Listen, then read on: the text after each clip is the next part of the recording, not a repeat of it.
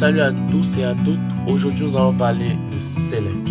En effet, nous avons vu dans le tutoriel des formulaires l'ensemble des champs dans lesquels nous pouvons entrer des données, les types checkbox, les types radio. Dans cette vidéo, aujourd'hui, nous allons parler de Select. En effet, vous avez la majorité du temps constaté, par exemple, lorsque vous inscrivez sur Google, sur YouTube ou sur Facebook, et il y a dans un endroit, par exemple, où on va vous demander votre sexe. Si vous avez choisi personnalisé, vous pouvez choisir la il ou elle, par exemple sur je sais pas trop quoi encore, sur Facebook et sur Google, c'est presque la même chose.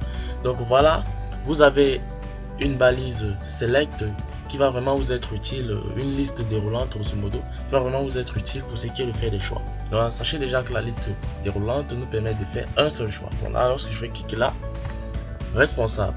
Donc lorsque je clique là, urbain. Donc là, ça ne prend pas de choix. Donc le plus important dans cette vidéo, c'est de vous montrer comment construire ça. Ceci, on passe à la transition.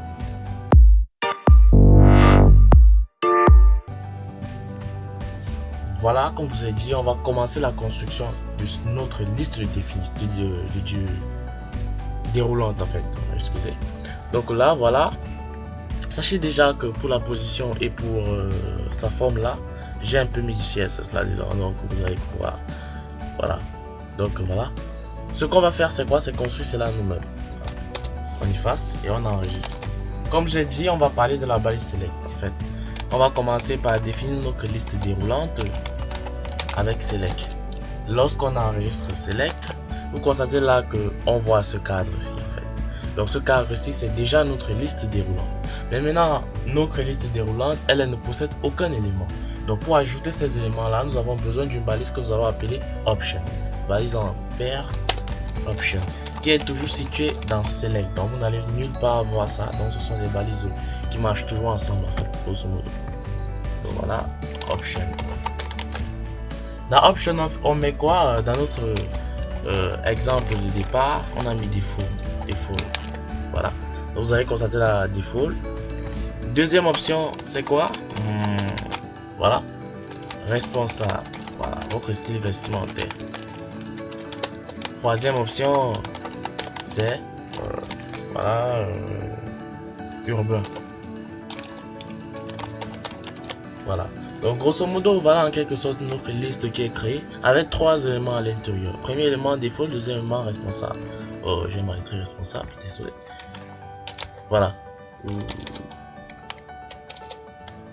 Responsable, voilà, c'est fait.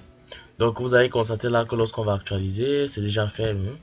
Vous allez voir default, responsable et urbain. Donc grosso modo, voilà nos éléments que nous avons définis. Donc vous êtes déjà capable de créer une liste déroulante avec du HTML. Donc là, j'ai un peu ajouté du CSS. Si on veut regarder dans vos navigateurs par défaut, je vais vous montrer ça.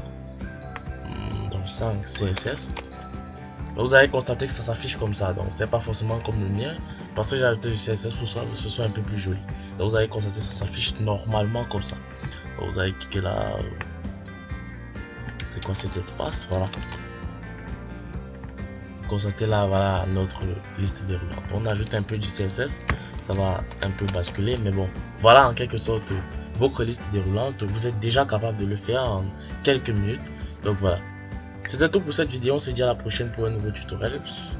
D'ici là, portez-vous bien et n'oubliez pas de vous liker, partager, abonnez-vous à la chaîne si vous en voulez. Ciao ciao.